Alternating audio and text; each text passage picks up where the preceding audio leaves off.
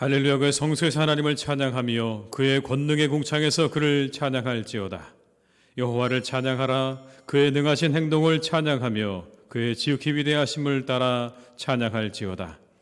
하나님은 영이시니 예배하는 자가 영과 진리로 예배할지니라. 아멘.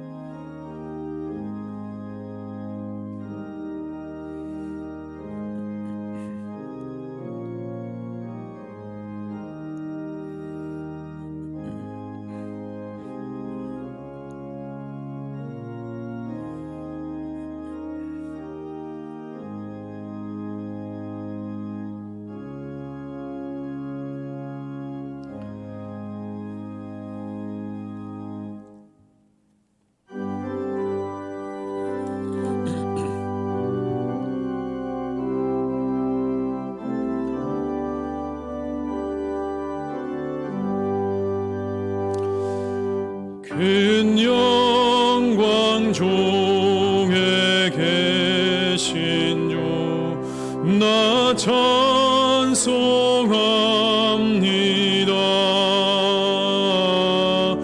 영원히 계신 주 이름 나 찬송합니다.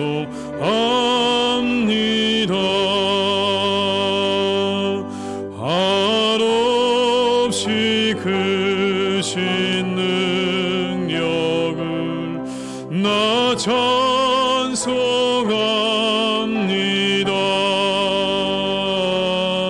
참되고 미쁜 그 언약 나 찬송합니다.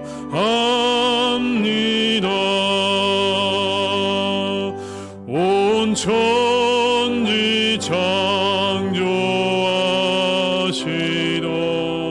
그 말씀 힘이서 영원히 변치 않는 졸람이 쌓옵니다. 그 온유하신 주 음성 날 불러주시고 그 품에 품어 주시니 나 찬송합니다.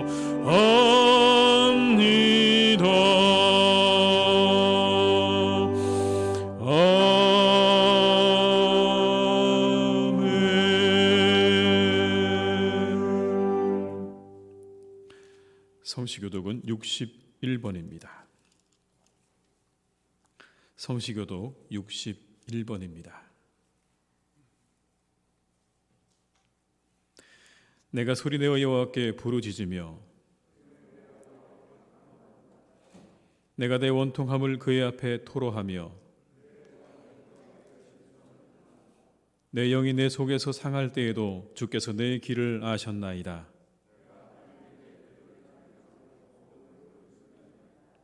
오른쪽을 살펴보소서. 나를 아는 이도 없고 나의 피난처도 없고 여호와여 내가 주께 부르짖어 말하기를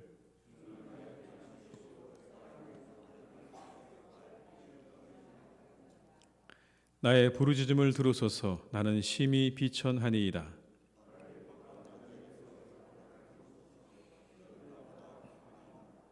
내 영혼을 옥에서 이끌어내사 주의 이름을 감사하게 하소서.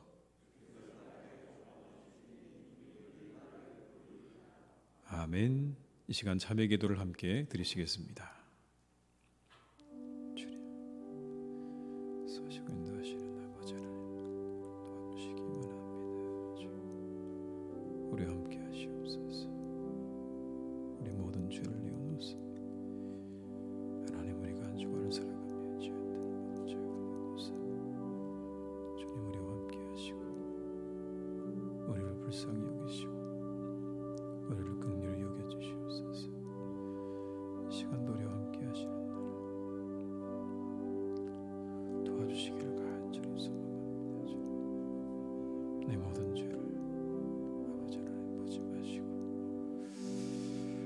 하나님 우리 가운데 함께 해주시기 원합니다.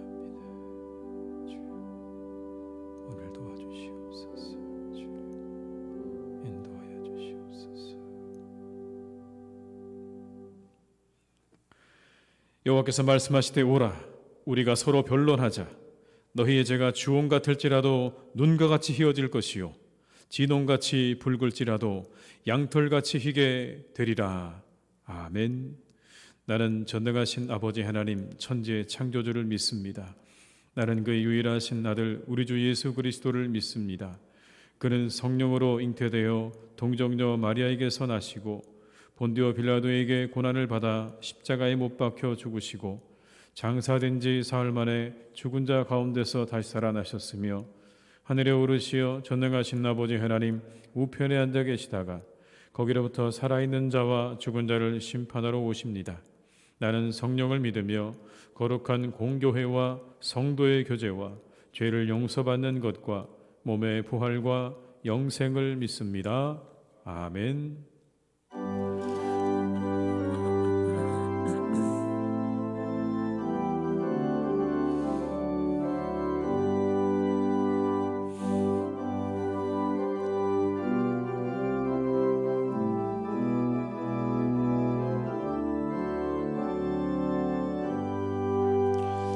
내가 늘 의지하는 예수, 나의 상처 입은 심령은 불쌍하게 여기사 위로하여 주시니 미쁘신 나의 좋은 친구. 내가 의지하는 예수, 나의 사모하는 친구. 나의 기도 들으사 응답하여 주시니 미쁘신 나의 좋은 친구. 주의 손 의지하고 살 때 나를 해할 자가 없도다.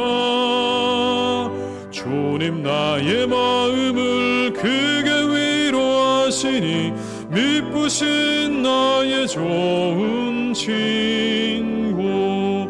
내가 의지하는 예수, 나의 사모하는 친구. 나의 기도 들으사 응답하여 주시니 미쁘신 나의 좋은 친구. 내가 요단강 건너가며 마음이 두려워서 떨 때도 주가 인도하시니 어찌 두려워하랴. 미쁘신 나의 좋은 친구. 내가 의지하는 예수, 나의 사모하는 친구. 나의 기도 들으사 응답하여 주시니 미쁘신 나의 좋은 친구. 이후 천국에 올라가서 모든 성도들과 다 함께 우리들을 구하신 주를 찬양하리라. 미쁘신 나의 좋은 친구.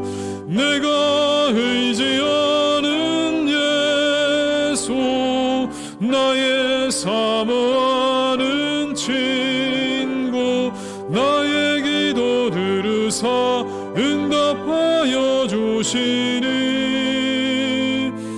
미쁘신 나의 좋은 친구.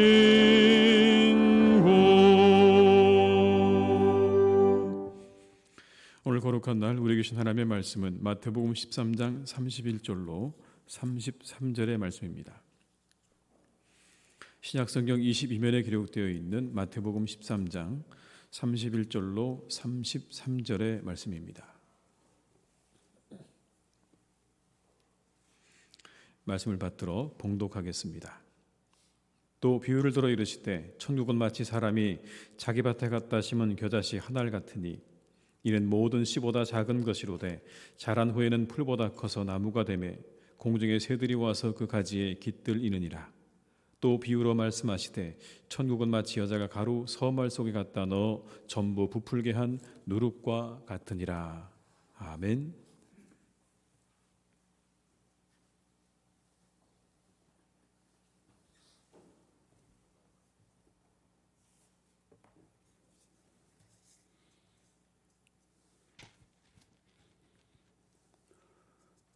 우리 주 예수 그리스도의 존귀하신 이름을 찬양합니다.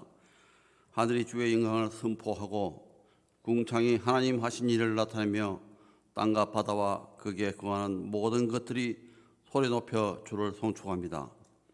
어제나 오늘이나 영원토록 동일하게 살아계신 하나님 아버지, 올 한 해에도 변함없이 말씀으로 인도하실 하나님의 크신 은혜와 사랑에 감사를 드립니다. 2021년 새해를 맞는 우리들이 새로운 기대와 소망으로 한 해를 시작하게 하시니 감사를 드립니다. 이 시간 주님께 올려드리는 예배로 우리의 마음을 주님의 보혈로 정결하게 하여 주시옵소서. 하나님 아버지, 완악한 세대를 살아가는 저희들은 부족하고 연약하여 육신의 욕망과 세상의 가치를 쫓아 살아왔음을 고백합니다. 우리에게 회개의 영을 허락하여 주시고 우리들의 잘못된 생각과 불순종을 바르게 고쳐주셔서 정직한 마음으로 정직한 영혼으로 살아가게 하여 주시옵소서. 하나님 아버지, 지난해 초부터 시작된 코로나 전염병의 확산으로 우리의 일상을 송두리째 빼앗기고 고난과 두려움의 시간을 보내고 있습니다. 지금 이 시간에도 고통받고 있는 환자들을 치료하여 주시고 의료 현장에서 사투를 벌이고 있는 의료진과 방역 관계자들의 건강을 지켜 주시옵소서. 파탄 지경에 처한 소상공인과 자영업자와 침체된 국가의 여러 산업이 회복될 수 있도록 인도하여 주시옵소서. 하나님 아버지, 공예배가 무너져가고 비대면 예배로 성도들 서로 모이지도 만나지도 못한 채 많은 한국교회가 힘을 잃어가고 있습니다. 이 고난을 통하여 우리를 향한 하나님의 계획과 섭리를 깨닫게 하시고 불순종의 삶을 살아왔던 지난 날을 회개하는 시간이 되게 하여 주시옵소서. 코로나가 속히 물러가게 하셔서 예배가 회복되고 계획된 교회의 사역이 더욱더 활발하게 이루어질 수 있도록 인도하여 주시옵소서.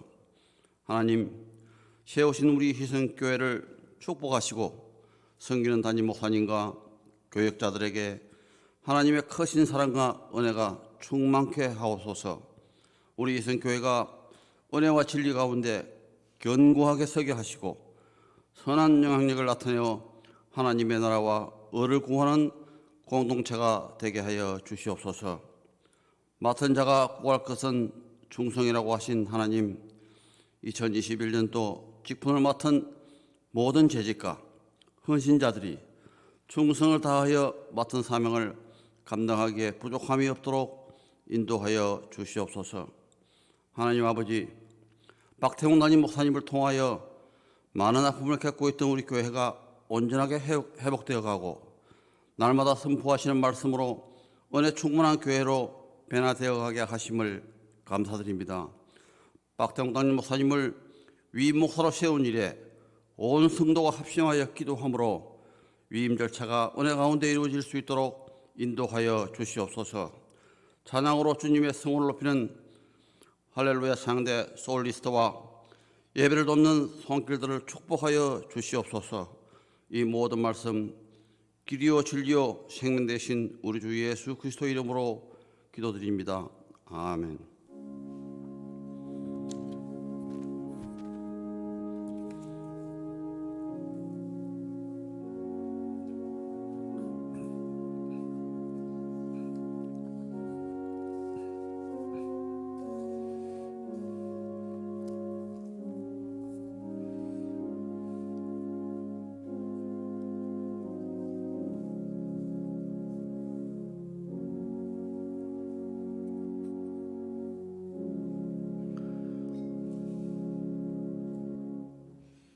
시간 찬송가 50장 1절과 2절을 부르시면서 준비하신 예물을 드리시겠습니다.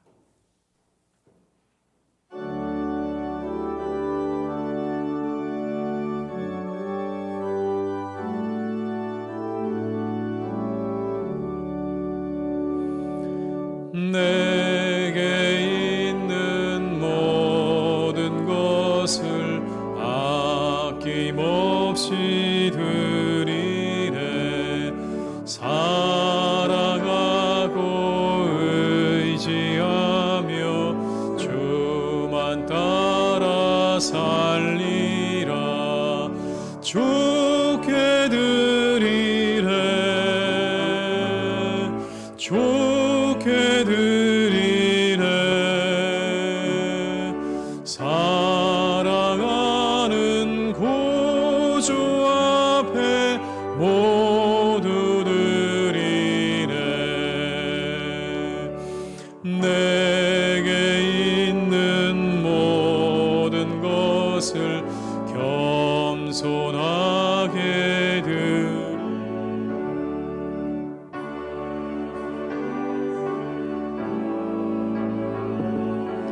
주야를 받아 주소서. 좋게 드리네. 좋게 드리네. 사랑하는 구주 앞에 모두 드리네.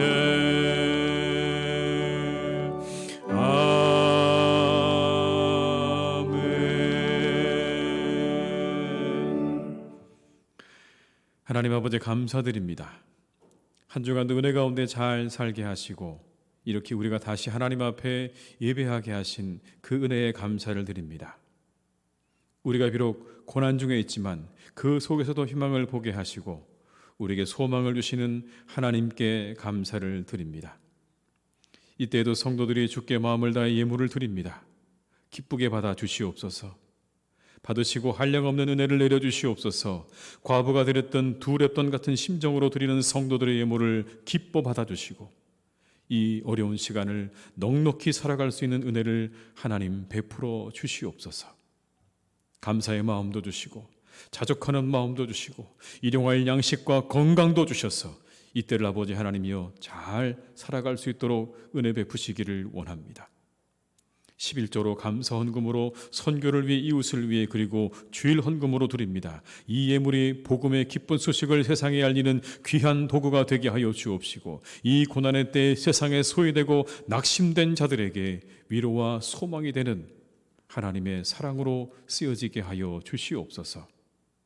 그러나 드리고 싶어도 드리지 못하는 이들을 기억하시고 하나님께 마음껏 드릴 수 있도록 회복의 은총을 내려주시기를 간구합니다. 우리 성도님들 어느 곳에서 예배하든지 지켜주시고 영과 진리로 예배하게 하시고 하나님께서 주시는 은혜를 누리게 해주시기를 원합니다. 오늘도 우리와 함께 하시며 우리의 소망이 되시는 예수님의 이름으로 기도드립니다. 아멘.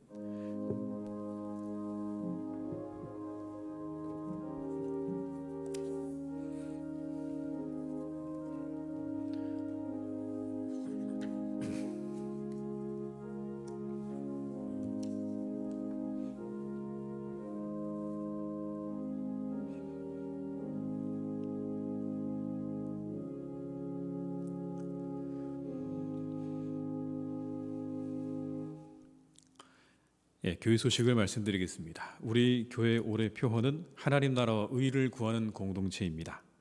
하나님 기뻐하시는 교회가 되도록 많이 기도해 주시기를 바랍니다.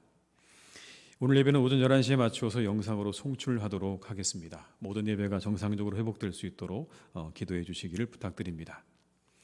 오늘부터 주일 2부 예배를 제외한 모든 예배는 실시간 영상 예배로 드려지도록 하겠습니다. 모든 예배는 유튜브 희성교회 채널과 희성교회 홈페이지 말씀과 찬양 게시판을 통해서 참석하실 수가 있겠습니다. 주일 예배는 1부 예배가 실시간으로 영상 예배로 드려지고요. 2부는 녹화 영상으로 드려지게 됩니다. 주일 오후 찬양 예배와 수요 예배, 새벽 기도회는 실시간 영상 예배로 드리도록 하겠습니다. 코로나19 대응 단계별 예배 참여 가능 인원은 2단계 20%, 2.5단계는 20명입니다. 현재 2.5단계에서 우리 장로님들과 그리고 예배 봉사위원들만이 참석이 가능하시다는 것 참고하시기 바랍니다. 다음 주일 예배 시에 성찬식이 있겠습니다. 1월 17일 주일에 가정에서 성찬식을 할 수 있도록 성찬 키트와 선교 헌금 봉투, 이웃을 위한 헌금 봉투, 마스크가 포함된 택배가 이번 주에 각각 가정으로 다 전달될 예정입니다. 여러분 받으셔서 다음 주 예배 시에 우리가 함께 성찬에 참여할 수 있도록 그 안에 보면 설명서가 들어있거든요. 한번 읽어보시고 다음 주에 또 성찬식을 기도로 잘 준비해 주시기를 부탁을 드리겠습니다. 교우들께서는 2021년 이웃을 위한 헌금과 선교 헌금을 작정해 주시기를 부탁드립니다. 한 해를 말씀으로 열어가는 신약 성경 통독이 1월 한 달 동안 매주 화요일과 목요일에 있겠습니다. 지난주에 있었는데요. 많은 분들이 함께 동참해 주셨습니다. 직장인들을 위해서 통독 영상을 홈페이지 말씀과 찬양 성경부 게시판에 올려놓았습니다. 많은 참여와 기도 부탁드리고요. 이번 주도 화요일과 목요일에 각각 이렇게 사도행전, 로마서, 갈라디아서, 고린도후서, 전후서가 진행이 됩니다. 많이 참여하시고 함께 말씀으로 이 한 해를 세워가시는 우리 성도님들 되시기를 바랍니다. 기부금 영수증이 필요하신 분들은 사무실에 신청하시기 바라고요. 또 우리 교우들 가운데 입원하신 분들과 환우들을 위해서 계속 기도해 주시기를 부탁을 드리겠습니다. 이상 광고를 마치겠습니다.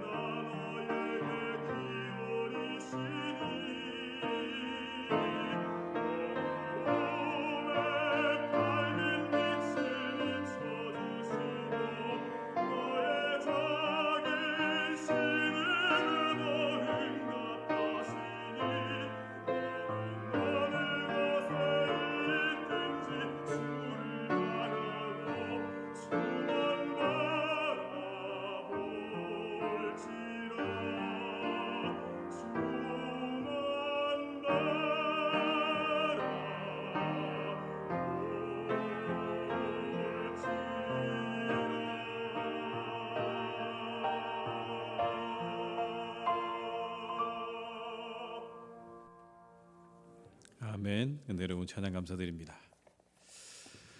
오늘 예배의 자리에 함께 하신 모든 성도님들에게 하나님의 은혜와 축복이 함께 하시기를 주님의 이름으로 축원합니다. 요즘 날씨가 아주 춥습니다. 그렇죠, 여러분. 이 추운 날씨 가운데 감기 조심하시고 특별히 코로나 조심하시기를 주님의 이름으로 축원합니다. 우리가 하나님 나라와 의를 구하는 공동체로 한 해를 시작한 지가 벌써 한 주간이 지났습니다. 그렇다면 우리가 이 하나님의 나라는 과연 무엇이고 하나님의 나라를 구한다는 건 어떤 의미인 것인가 한 번쯤은 생각해 봐야 되겠죠. 눈으로 보이지 않는 이 하나님의 나라를 구한다는 게 어떤 의미인가? 마가복음에 의하면 예수님께서 공생애를 시작하실 때 가장 먼저 시작하셨던 말씀이 하나님 나라에 대한 선포이셨습니다. 하나님 나라가 가까웠다. 이게 예수님의 공생애의 첫 마디셨습니다. 그렇게 예수님께서 자신의 공생애의 처음 말씀을 하나님 나라로 시작하셨다는 것은 그만큼 하나님 나라가 예수님의 사역의 모든 것의 중심이었다는 것을 우리에게 보여주는 귀중한 증거죠. 이후에 예수님께서는 끊임없이 그래서 하나님의 나라에 대해서 말씀하십니다. 사역으로 말씀하시고 그리고 말씀 가운데 끊임없이 하나님의 나라를 이야기하십니다. 그 가운데서도 여러분 비유를 가지고 예수님께서는 하나님의 나라에 대해서 우리에게 여러 차례 말씀을 하고 계십니다. 오늘 함께 읽은 이 본문의 말씀 겨자씨와 누룩의 비유 역시 하나님의 나라에 대한 천국에 대한 비유의 말씀인 거죠. 이 말씀을 통해 우리가 함께 은혜를 나누기 원합니다. 이 속에 하나님의 나라를 구한다는 게 무엇인가에 대한 그런 하나님의 말씀이 담겨져 있습니다. 가장 먼저 여러분 하나님의 나라를 구한다는 건 부정 속에서 긍정을 바라보는 것입니다. 부정 속에서 긍정을 바라보는 겁니다. 오늘 본문의 이야기가 두 가지가 나오죠. 하나는 겨자씨의 비유이고 다른 하나는 누룩의 비유입니다. 여러분 혹시 겨자씨를 보신 적 있으십니까? 저도 딱 한 번 본 것 같아요. 어디서 봤냐면 누군가가 책갈피를 주었는데 그 책갈피에 겨자씨라고 들어있는 그런 책갈피를 제가 받았습니다. 근데 이게 씨가 아니고요. 저는 먼지가 묻어 있는 줄 알았습니다. 정말 작은 씨가 그 안에 이 책갈피 안에 들어있는 거예요. 이게 씨인가 싶을 정도로 정말 아주 작은 씨입니다. 이 씨가 도대체 무엇을 할 수 있단 말이지? 여기에서 싹이 나기는 날까? 이게 과연 싹이 나서 나무가 될까라는 여러분 정말 그런 마음이 제가 그 책갈피에 들어있는 이 겨자씨를 보는 순간 제 머릿속에 딱 들었습니다. 그렇게 미약하죠. 그냥 보기에도 과연 여기서 무엇이 나올까라는 생각이 들 정도로 작았습니다. 성경에서 언급하고 있는 누룩은 여러분 이런 겁니다. 발효된 가루를 반죽한 덩어리. 발효된 가루를 반죽한 덩어리. 거기서 조금 떼어내서 여러분 그것을 빵을 부풀리는 데 쓰는 효모를 가리키는 겁니다. 효모를. 이건 여러분 그냥 그 가루 속으로 들어가게 되면요. 반죽 속으로 들어가게 되면요. 그냥 사라져버리게 되는 겁니다. 형체를 찾을 수 없습니다. 그게 어디 있는지 아무리 눈을 씻고 찾아보려고 해도 찾아볼 수 없는 게 여러분 누룩인 거죠. 그냥 사라져버리는 겁니다. 그 거대한 반죽 속에 어딘가에 들어있기는 하겠지만 그러나 굳이 그걸 우리가 찾으려고 애를 써도 찾을 수 없는 그러한 존재. 그게 바로 누룩 아니겠습니까? 두 가지가 다 마찬가지입니다, 여러분. 어떤 것이냐면 이 작은 씨가 뭘 할 수 있을까? 이 작은 누룩에서 뭐가 될까 하는 의구심을 가지게 하기에 충분하다는 거죠. 그러나 결과를 보세요, 여러분. 작은 겨자씨는 결국 땅에 심겨졌고 후에 나무가 되어서 공중의 새들이 와서 깃들었다고 성경에 말씀하죠. 누룩이요. 서말이나 되는 가루에 들어간 그 작은 누룩이 그 서말의 가루를 부풀게 했다라고 성경에 말씀하세요. 그런데 여러분 그 말 앞에 하나가 더 붙어 있죠. 전부 부풀게 하였다. 몽땅 다 여러분 부풀겠다라는 겁니다. 하나도 남김없이. 그렇게 미약해 보이는 누룩이 거대한 양의 그 반죽 속에 들어가서 여러분 그 전부를 다 부풀겠다고 하는 것이죠.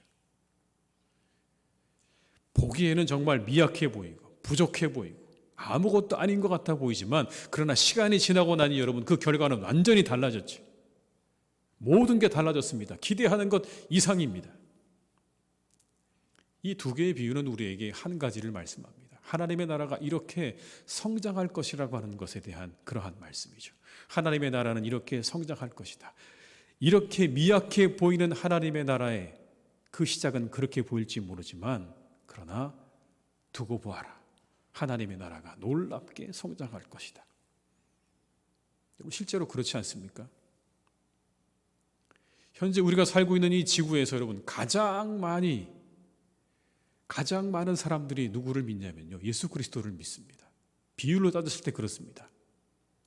예수 그리스도를 구주로 고백하는 사람들의 숫자가 여러분 이 지구상에 사는 사람들 중에 가장 많다고요. 놀랍지 않으십니까 여러분? 아마 이 말씀을 듣고 있었던 청중들, 오늘 이 비유의 말씀을 듣고 있던 청중들은요, 이게 무슨 말인지 몰랐을 것 같아요. 저 말이 무슨 말일까? 나무가 돼서 새들이 깃들인다는 저 말씀, 전부를 부풀게 한다는 저 말씀이 도대체 무슨 말인지 몰랐겠지만 여러분, 그러나 아마 지금 이 사람들이 이걸 봤다면 얼마나 놀랐을까요? 아, 이게 이 말씀이었구나 여러분. 그렇게 이해하지 않을까요? 아, 예수님께서 그때 하셨던 말씀이 이 말씀이었구나. 여기에 새들이 깃들인다는 여러분 이 말씀은요, 이방의 사람들이, 전 세계 이방의 사람들이 하나님께로 나오는 걸 말하는 겁니다. 그들이 하나님께로 나올 것이라고 하는 그 예언이 그대로 여러분 이루어졌죠. 그대로 이루어졌습니다. 그런데 그 시작은 어떻습니까? 그들은 변방의 사람들이었습니다. 다 갈릴리 출신이었죠. 그들을 가리켜 성경은 뭐라고 말씀하십니까? 이방의 갈릴리라고 말씀하시죠. 이방인들이 사는, 하나님의 말씀과 언약과는 거리가 먼 사람들이 사는 그 동네 사람들이 여러분 하나님 나라의 시작이었다고요. 미미해 보입니다. 한편으로 보면 그들은 세상의 사람들, 당시의 그 시대의 사람들에게 인정받지 못하는 사람들의 그룹이었습니다. 저 갈릴리에서 한 그룹의 사람들이 나왔다는데 저들은 도대체 무엇인가? 심지어 여러분 그래서 유대교의 이단 정도로 여겨졌습니다. 사도행전 24장 5절의 말씀을 제가 읽어드립니다. 우리가 보니 이 사람은 전염병 같은 자라 천하에 흩어진 유대인을 다 소요하게 하는 자요 나사렛 이단의 우두머리라. 뭐라고 말합니까? 나사렛 이단의 우두머리다. 더들로라는 사람이 벨리스 총독 앞에서 바울을 고발하는 내용입니다. 이 사람이 나사렛 이단의 괴수입니다. 우두머리입니다라고 이야기하죠. 그런데 여러분 당시에 기독교가 어떤 모습이었습니까? 철저히 인정받지 못했습니다. 그냥 유대교의 작은 분파 내지는 이단으로 취급받던 바로 그게 여러분 기독교의 시작이었다고요. 누구도 인정하지 않았어요. 더구나 여러분 예수님께서 12제자를 사람들에게 보내시지 않습니까? 그들에게 가서 복음을 전하라고 말씀하세요. 그런데 그들에게 이런 말씀을 주시면서 보내십니다.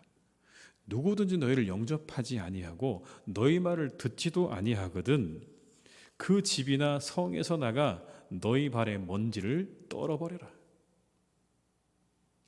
너희가 갔는데 누군가 너희들을 영접하지 않으면 너희 발에 그 모든 먼지를 떨어버리고 그냥 그곳을 떠나라, 그런 이야기입니다. 여러분 왜 이 말씀 하셨을까요? 그럴 일이 많기 때문에 하신 거죠. 그럴 일이 많기 때문에. 너희들이 가면 어서 오십시오.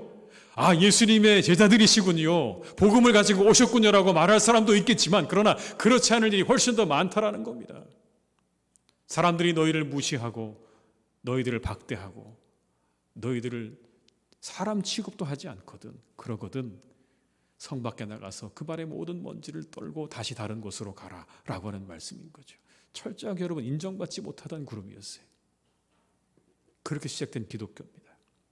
사람들의 천대와 무시 속에서 시작되었습니다. 미미하고 미약해 보이죠.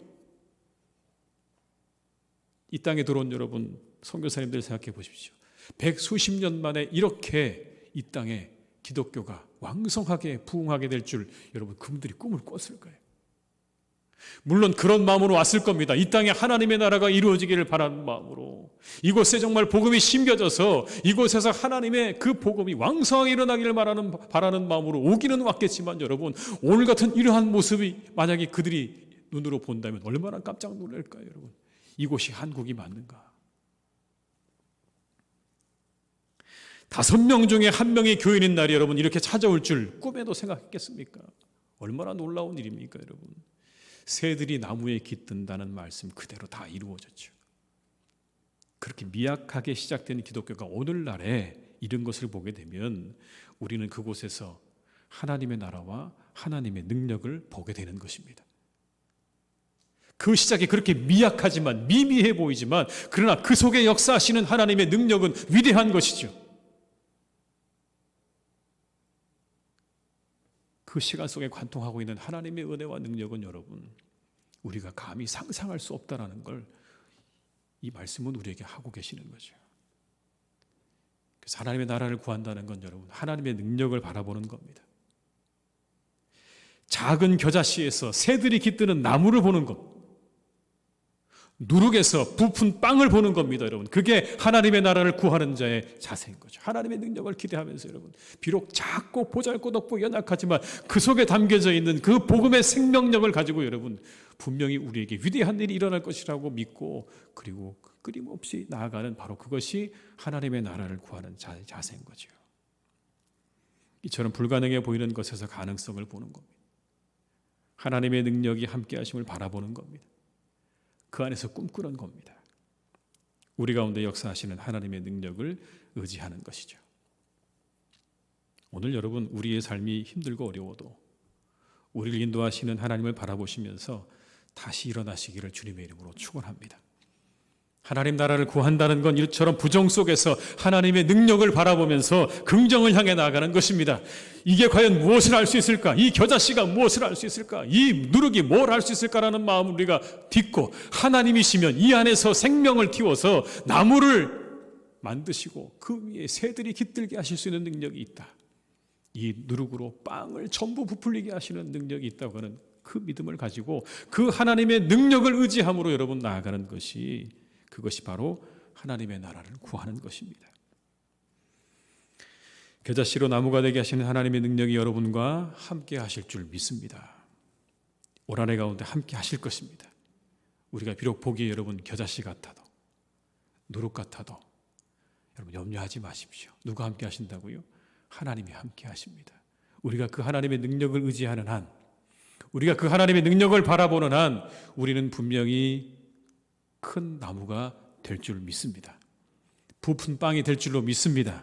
사람들이 와서 그것을 먹고 배부를 수 있는 부푼 빵이 될 것이고 새들이 날아와서 그곳에 깃들어 앉아서 쉼을 쉬는, 쉼을 누릴 수 있는 그러한 거대한 나무가 될 줄로 믿습니다. 그 하나님의 나라를 바라보시면서 우리가 이 한 해를 힘차게 출발할 수 있기를 주님의 이름으로 축원합니다. 두 번째로 여러분 하나님 나라를 구한다는 것은요 하나님의 생명을 가진 것들을 품는 겁니다. 생명력을 가지고 있는 것들을 품는 거예요. 씨와 누룩 생명력이죠. 보잘것없어 보이지만 그 안에 생명력이 있어요. 그 생명력을 가진 것을 품는 거예요. 그냥 품는 것만으로 여러분 일이 일어나는 거죠.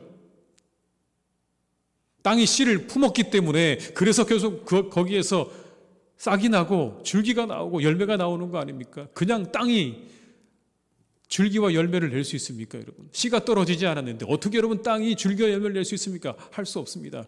그러나 그 씨를 품고 있으면 그러면 거기에서 열매가 나오는 거죠. 생명력을 가진 것들을 품고 있으면 우리 안에서 싹을 틔우고 줄기를 이루고 열매를 맺게 하는 것입니다. 이따금 길을 걷다 보면 아스팔트에 핀 꽃들을 보게 됩니다. 아스팔트 사이에서 그 틈새에서 올라와 있는 여러분 꽃들을 가끔 보시죠. 얼마나 예쁩니까? 그런데 그 예쁜 꽃들을 볼 때마다 제 마음 가운데 이런 마음이 들어요. 아, 참 장하다. 어떻게 넌 여기서 살아남았냐? 용케 뚫고 나와서 살았구나. 야, 참 너 장하다, 귀하다. 그런 마음이 저는 마음 가운데 들거든요, 여러분. 여러분 어떠신지 모르겠습니다. 그 생명력이 얼마나 여러분 위대합니까? 그런데 그 아스팔트 사이에 들어있는 한 줌의 흙에서 그렇게 꽃이 올라올 수 있었던 이유는 그 땅에 씨가 떨어졌기 때문에 가능한 거죠. 그 땅이 좋아서 여러분 그래서 열매가 맺히고 그리고 거기에서 꽃이 핀 게 아니고요. 그 땅이 씨를 품고 있었기 때문에 그래서 여러분 거기에서 꽃이 피는 거 아니겠습니까? 품고 있는 게 중요하죠. 이처럼 하나님의 나라를 구한다는 것은요 하나님의 생명력을 가진 것들을 품는 거예요. 우리가 그걸 잘 품고 있으면 내가 능력이 있어서가 아니라 땅이 능력이 있어서 여러분 그런 것이 아니라 우리에게 씨가 떨어져야 그 씨가 여러분 자라서 꽃을 피우고 열매를 맺는 것처럼 우리 역시도 하나님의 생명력을 가진 것들을 우리 안에 품고 있을 때 우리가 그러한 열매들과 그러한 꽃들을 보게 되는 은혜가 우리 가운데 있게 될 줄로 믿습니다. 말씀을 품는 겁니다. 하나님 말씀은 살아있고 운동력이 있어서 심령골수를 쪼개고도 남는다고 말씀하지 않습니까, 여러분? 히브리서 4장 12절의 말씀을 함께 보시겠습니다. 하나님의 말씀은 살아있고 활력이 있어 좌우의 날선 어떤 검보다도 예리하여 혼과 영과 및 관절과 골수를 찔러 쪼개기까지 하며 또 마음의 생각과 뜻을 판단하나니. 하나님 말씀이 뭐라고요? 살아있고 활력이. 하나님 말씀 생명력을 가진 씨앗이라고 말씀하는 겁니다. 여러분, 오늘 본문 앞에 나오는 씨 뿌리는 비유에서 정확하게 예수님께서 우리에게 말씀해 주고 계세요. 말씀이 씨앗이다. 여기 나오는 겨자씨가 무엇인 줄 아냐? 이 겨자씨는 다른 게 아니라 하나님의 말씀이다. 그 말씀이 심겨지는 그 사람에게 천국이 임할 거다. 그러나 그것이 없는 사람, 천국을 경험하지 못할 것이다. 여러분, 그렇게 말씀하는 거죠. 본문의 앞에 나오는 씨 뿌리는 비유가 우리에게 말씀해 주고 계십니다. 이렇게요. 아무나 천국 말씀을 듣고 깨닫지 못할 때는 악한 자가 와서 그 마음에 뿌려진 것을 빼앗나니 이는 곧 길가에 뿌려진 자요. 천국 말씀을 듣고 깨닫지 못한다. 씨를 그렇게 비유하고 있어요. 씨가 뭐냐? 천국 말씀이다. 놀라운 능력이죠. 그 말씀을 품는 자 분명 하나님의 능력을 맛보게 될 것입니다. 품고 있느냐가 관건입니다. 여러분. 내가 그 말씀을 품고 있느냐. 지난주부터 여러분 온라인으로 우리가 신약 성경 통독을 하고 있습니다. 많은 분들이 아까도 말씀드린 것처럼 참여하고 계시는데요. 한 해의 말씀을 말씀으로 시작해 보자는 거예요. 다가오는 한 주간 더욱더 여러분들이 그 말씀 함께 나누는 시간에 참여하시기를 주님의 이름으로 축원합니다. 그 안에 우리에게 주시는 하나님의 말씀을 붙잡으시기 바라요. 그 말씀이 여러분의 삶의 놀라운 열매들을 가져다 줄 것입니다. 품으셔야 돼요. 뭐를요? 하나님 말씀을 품어야 된다. 이 한 해 시작을 여러분 그렇게 시작하십시오. 하나님 말씀을 내 영혼에 품는다는 마음으로 여러분이 이 성경 통독에 잘 참여해 주시기를 축복합니다. 그리고 하나님의 생명을 가진 것들을 품는다는 것은 주님의 마음을 품는 것입니다. 주님이 보여주신 사랑과 인내와 정의를 품는 겁니다. 이와 같은 마음이 우리의 삶에 하나님 나라를 이루게 하는 기본이 되는 겁니다. 여러분 이런 찬송 아시죠? 주님의 마음을 본받는 자, 그 마음의 평강이 찾아오면 험악한 세상을 이길 힘이 하늘로부터 임함이라.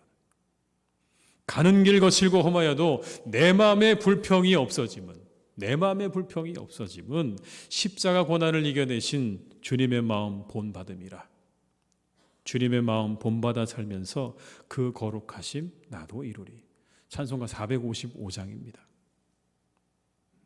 그 마음 본받을 때 우리에게 뭐가 찾아온다고요? 평강이 찾아온다고 말씀해요. 그 마음 본받을 때 우리에게 불평이 없어진다고 노래하잖아요. 여러분 거기가 천국 아닐까요? 우리가 주님의 마음을 본받아서 우리 안에 평강이 찾아오고 우리 안에 불평이 다 사라진다면 여러분 그 사람의 삶이 천국이죠. 우리 안에 평강이 없고 불평으로 가득하다면, 원망으로 가득하고 미움으로 가득하다면 여러분 거기가 지옥 아닐까요? 여러분 어디가 지옥일까요? 우리가 오늘 살아가는 우리의 삶 가운데 우리 안에 평강이 없다면, 평안이 없다면, 기쁨이 없다면 여러분 거기가 지옥이 아니겠습니까? 그러나 우리 안에 여러분 주님의 마음을 본받음으로 말미암아 평강이 찾아오고 기쁨이 있고 즐거움이 있고 감사가 넘친다면 여러분 그 사람의 삶이 천국인 거죠. 그 마음을 품으라고 하시는 겁니다. 우리를 지옥으로 몰아가는 마음 몰아내십시오. 열등감과 무기력감, 부정적인 마음, 패배감, 분노와 미움과 절망의 마음들을 다 몰아내십시오. 여러분 이 모든 것들이 우리의 마음의 평안을 빼앗아가는 것입니다. 우리를 가두어 버립니다. 우리를 그곳에서 꼼짝도 하지 못하도록 우리를 묶어두고 있는 거죠. 여러분 이 모든 마음들을 다 버리셔야 돼요. 이 모든 마음들을 다 털어버리고 시작하십시오. 여러분이 한 해를 그렇게 출발하시기를 축복합니다. 내 안에 있는 그런 부정적인 마음들이 있다면 다 털어버리죠. 나를 꼼짝도 못하게 만들고 나를 힘들게 만들고 내 삶을 지옥으로 몰아가는 그런 모든 마음들이 있다면 이제 이 모든 마음들을 다 정리하고 주님께서 우리에게 보여주셨던 그 마음을 품고 살아가자. 그 마음을 품기를 간절히 사모하고 그 마음을 품고 그 마음을 품기를 기도하는 이 한 주간 되시기를 주님의 이름으로 축복합니다. 이 한 해를 그렇게 살아가시면 좋겠어요, 여러분. 우리 안에 있는 그런 모든 부정적인 마음들은 다 털어버리시고 주님의 마음을 우리 가슴 속에 품고 우리의 하루하루가 천국 같은 삶을 살아가는 우리 복된 성도님들의 삶이 되시기를 주님의 이름으로 축원합니다. 다산 정약용 선생은 20년간의 유배 생활을 했습니다. 500권의 책을 썼어요. 20년간 500권. 1783년에 진사시험에 합격했습니다. 그리고 난 다음에 그는 여러분 이벽과 이승훈 같은 천주교 신자들과 교류를 하게 됩니다. 그래서 천주교에 입교를 하게 되죠. 사실 그는 그렇게 입교한 후에 다른 형제들과 달리 교회 내에서 뚜렷한 활동을 했던 건 아니라고 합니다. 그런데 이것이 문제가 되어서 그는 유배를 떠나게 되었습니다. 당시 기독교보다 100년 정도 빨리 들어온 이 천주교는요, 굉장한 박해를 받았습니다. 기독교는 여러분 그렇게 많은 박해를 받지 않았지만 이 천주교는요, 심각한 박해를 받고 이 땅에 들어왔습니다. 무군 무부의 종교, 임금도 없고 그리고 부모도 없는 종교라고 하는 그러한 미명 아래 여러분 굉장한 탄압을 받고 있을 때 그때 바로 이 정약용이 천주교에 입교하게 되는 것이죠. 이것 때문에 여러분 굉장한 어려움을 겪다가 1801년에 천주교 교난 때 유배를 당하게 되는 겁니다. 이 천주교 신자라고 하는 이유 때문에 그는 유배를 당해서 20년 동안이나 유배 생활을 하게 되죠. 여러 차례 여러분 그가 끌려가서 이 일에 대해서 조사를 받았습니다. 천주교 신자와 관련된 이 조사를 받았을 때 그때마다 여러분 이 정약용 선생은 끊임없이 그것에 대해서 나는 그거 무관하다는 이야기를 끊임없이 이야기했지만 통하지 않았다고 해요. 그래서 결국 그는 유배를 떠나게 되죠. 억울한 마음이 들지 않았을까요? 억울한 마음. 내가 왜 이렇게 이곳에 와서 20년이나 되는 시간을 보내야 하는가? 그런데 여러분 그의 그 20년의 세월 억울함에 갇혀 지내지 않았죠. 나는 억울하다 매일같이 여러분 그렇게 만약 억울함 속에 갇혀 지냈다면 우리는 그의 500권이나 되는 책을 볼 수 없었을 거예요. 비록 억울했지만 여러분 그 마음을 다 털어내고 그 시간들을 자신의 삶의 가치를 만들어내고 발견해내는 시간으로 그는 그렇게 창조적으로 그 시간을 만들어 갔다라는 거예요. 그 억울함 속에 갇혀있지 않았다는 것입니다, 여러분. 거기에 그 감정에 갇혀서 노예로 살지 않았어요. 그 시간을 그러면 내가 이 시간을 어떻게 지내야 될 것인가에 대해서 그는 깨어서 열심히 그것을 500권이나 되는 책을 써내려갔다고 하는 것이죠. 우리 사랑하는 성도님들, 이 한 해 가운데 출발해 여러분들이 우리가 갖지 말아야 될 그런 나쁜 감정들의 노예로 살아가지 않기를 간절히 바랍니다. 우리 여러분 꽁꽁 묶어서 아무것도 하지 못하게 하는 그 나쁜 감정들을 다 털어버리십시오. 다 버려버리십시오. 그리고 오직 우리에게 말씀하시는 생명력 있는 예수 그리스도의 그 마음, 주님의 그 마음을 우리의 마음 가운데 우리가 품고 우리가 그렇게 살아가서 이 한 해가 여러분들에게 하나님의 은혜가 풍성한 하나님의 열매로 가득한 한 해가 될 수 있기를 주님의 이름으로 축원합니다. 마지막으로 하나님 나라를 구한다는 건 자신이 해야 할 일에 최선을 다하는 겁니다. 자신이 해야 할 일에 최선을 다하는 거예요. 오늘 말씀에 농부는 씨를 심었죠. 여인은 뭘 했습니까? 그 가루에 누룩을 넣었습니다. 곰곰이 말씀을 보다 보니까 자신이 해야 할 일에 최선을 다한 거예요. 농부는 농부로서 열심히 밭에 가서 씨를 심은 거고요. 그리고 여인은 집에서 가족을 위해서 열심히 빵을 만들고 있었다는 그런 장면인 거죠, 여러분. 머릿속으로 그려보면 그렇습니다.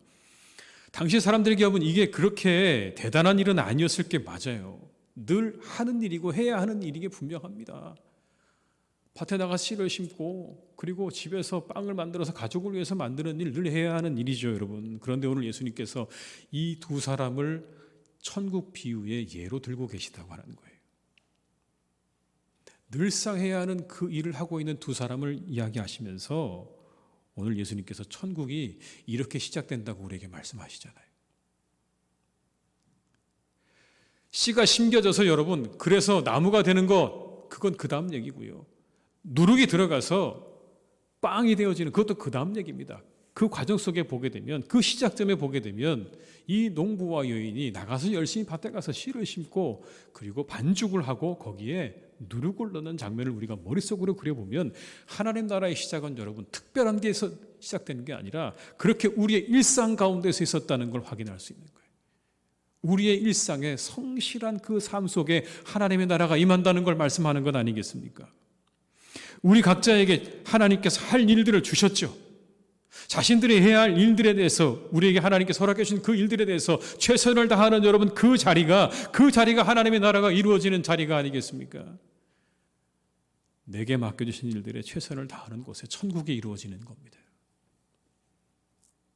지난 주간 저희는 여러분 굉장히 슬픈 소식을 하나 접했죠. 어린아이 하나가 무참히 죽어가는 여러분, 그 이야기를 우리 너무나 다 잘 알고 있지 않습니까?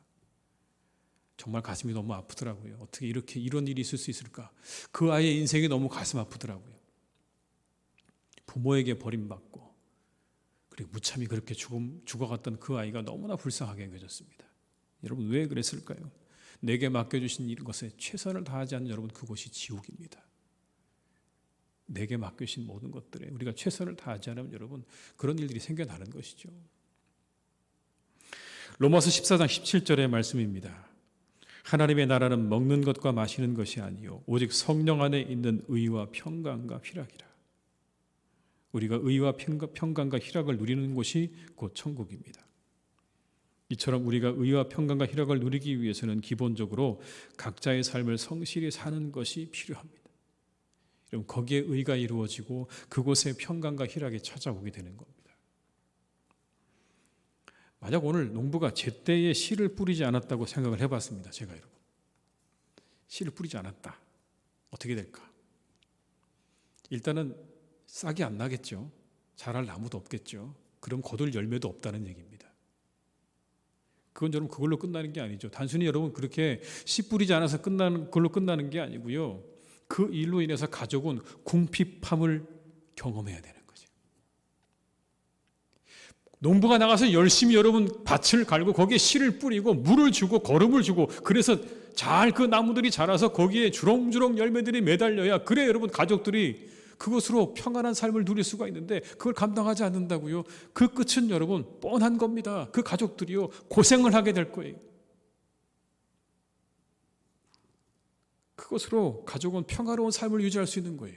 거기에서 성실하게 하루하루 살아낸 그 농부의 삶을 통해 여러분 그 가족은 평화로운 삶을 누리게 되는 거죠. 마찬가지로 빵을 굽는 여인의 모습도 생각해 봤습니다. 때가 되어서 가루에 누룩을 넣고 부풀려야 되는데 시간이 걸릴 것 아니겠습니까 여러분? 그런데 여인이 그 일을 제때 하지 않아서 빵이 부풀어 오르지 않고 그래서 가족들이 만약에 제때 식사를 못하게 됐다면 어땠을까요? 가족들의 그 배고픔의 아우성을 어떻게 감당하겠습니까? 밥을 달라고 여러분 아우성치는 그곳 가족들에게 불평이 생겨나게 되겠죠. 그러나 여러분 정성스럽게 그 어머니가 가족을 생각하면서 밖에서 일하고 돌아올 자신의 남편과 그리고 가족들을 생각하면서 정성스럽게 빵을 반죽하고 그것에 누룩을 넣고 부풀기를 기다렸다가 잘 그걸 구워서 가족들에게 내어놓는다면 여러분 거기가 천국이 아닐까요? 그 식탁이 천국이겠죠. 각자가 해야 할 일을 성실히 감당하는 곳에 천국이 임하게 되는 것. 여러분 천국의 시작은 그렇게 위대하고 거대한 것에 있지 않습니다. 내가 해야 할 일을 잘 감당하는 그곳에 천국의 시작이 있다고 하는 것. 하찮아 보이는 일에서 시작되는 겁니다. 그 작아 보이는 일을 성실하게 행하는 곳에 천국이 시작되는 것이고 천국이 이루어지는 것이다. 오늘 성경은 우리에게 이걸 말씀하고 있는 것 같습니다. 뉴욕의 대형 법률회사인 설리반 앤 크롬웰이라고 하는 곳이 있습니다.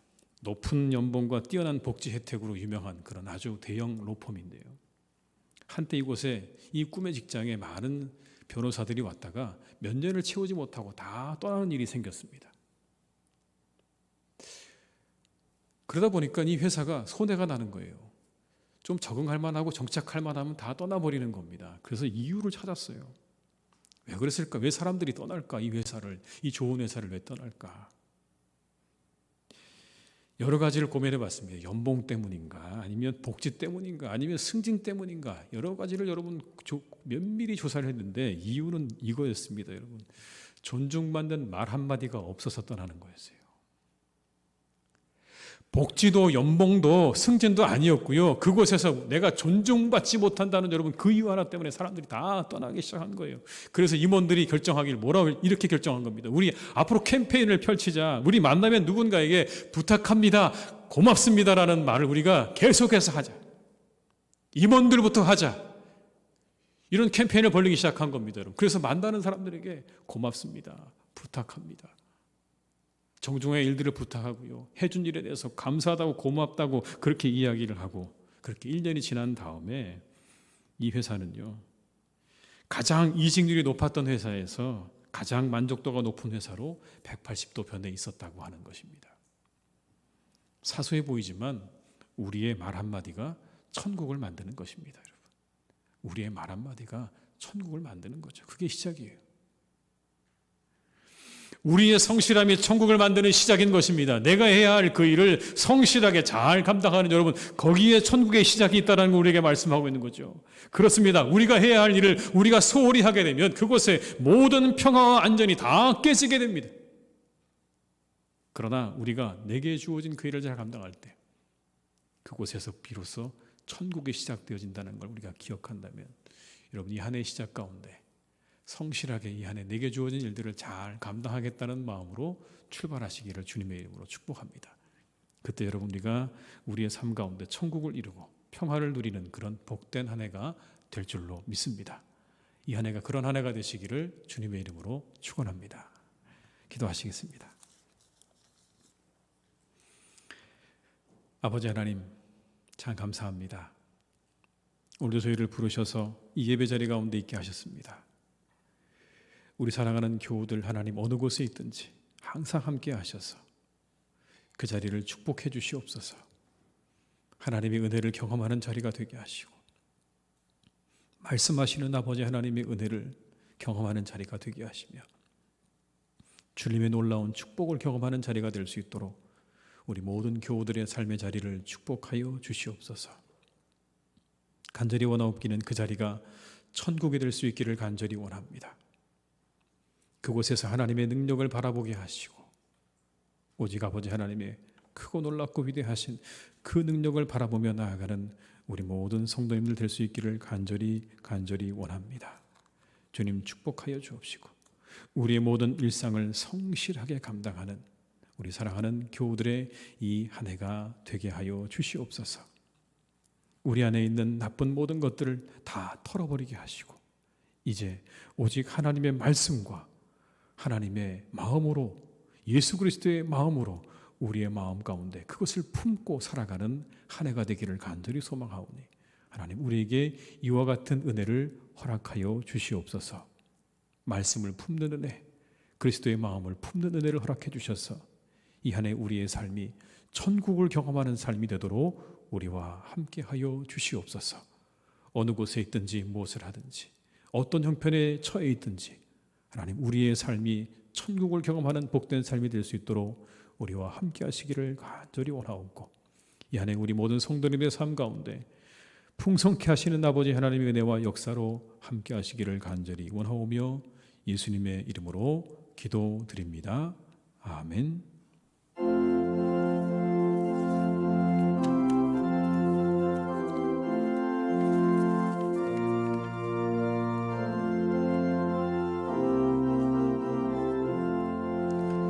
나 이제 주님의 새 생명 얻은 몸 옛것은 지나고 새 사람이로다. 그 생명 내 맘에 강같이 흐르고 그 사랑 내게서 해같이 빛난다.